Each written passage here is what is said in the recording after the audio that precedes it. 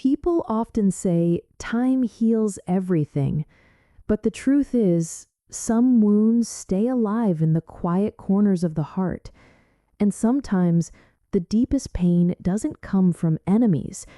It comes from the people we love the most. That is the story I'm about to tell you, the story of a woman named Helen.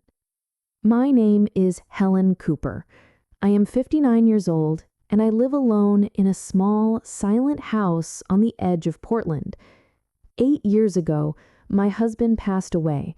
Since then, these empty rooms have been my only company. I have just one child, my son Michael. Many years ago, he moved to Toronto for a better life. Today, he lives there with his wife and 2 children.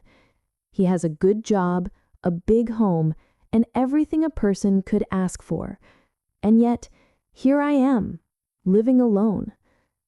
Every morning, I wake up before the sun rises. I clean my house, water the plants, cook simple meals for myself, and in the evenings, I sit by the window, watching the streetlights turn on one by one. Michael rarely calls. Sometimes he sends money. Sometimes he says, "Mom, I'll visit soon." But the years keep passing, and he never comes. Still, I wait. A mother's heart doesn't know how to stop loving. I keep his childhood photos on my shelf. I look at them every single day. Then one afternoon, someone knocked on my door. When I opened it, I froze. It was Michael. My eyes filled instantly. "Michael, you're here."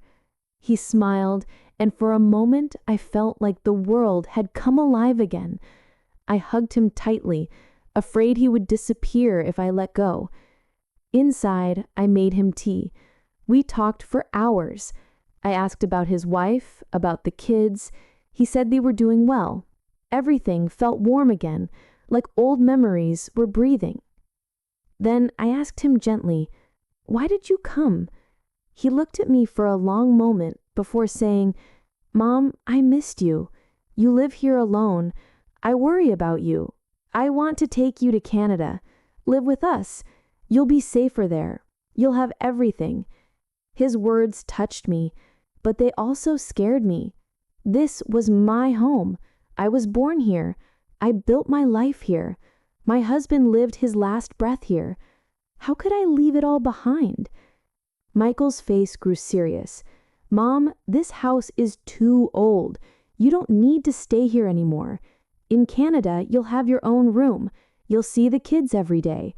Sarah also wants you to come." His voice was convincing, almost too convincing.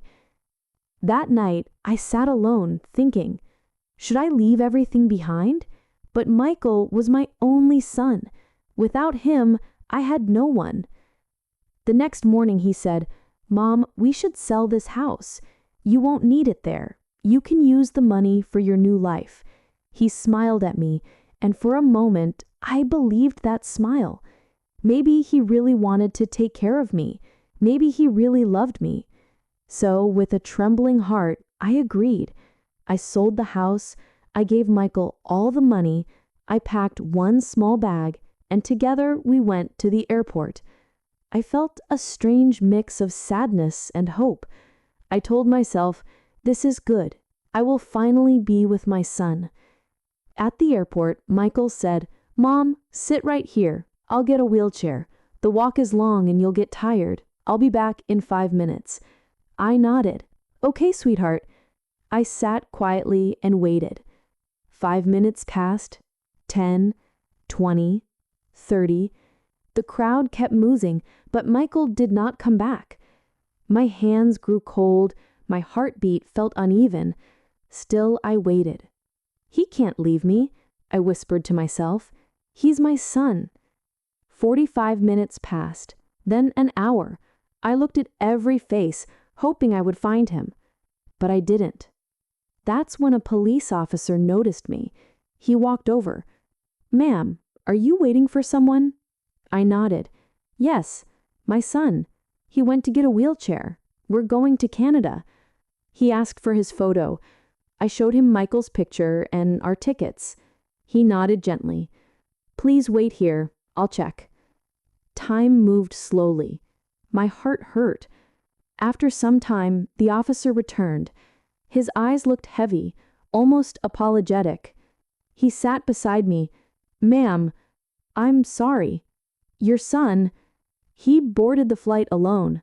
The plane has already taken off. My world stopped. I whispered, No, he wouldn't do that. My Michael loves me. The officer said softly, I watched everything. He didn't take a wheelchair. He didn't look back.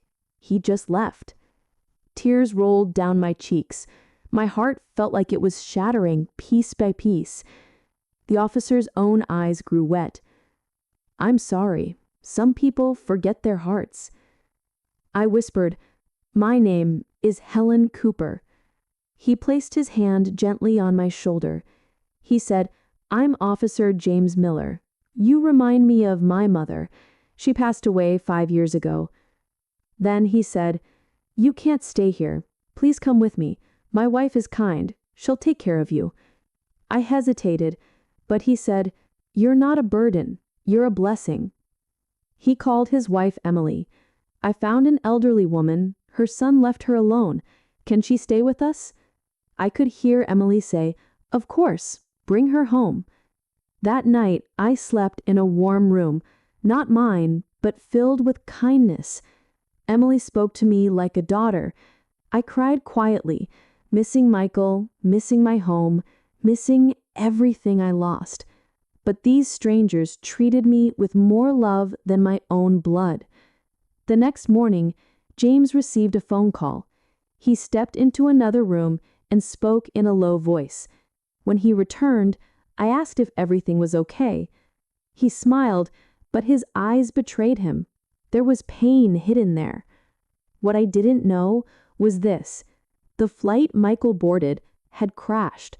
There were no survivors. My son was gone forever. James didn't tell me. He didn't want to break what little hope I still held. The days passed. I stayed with James and Emily. They took care of my medicines, my checkups, my meals.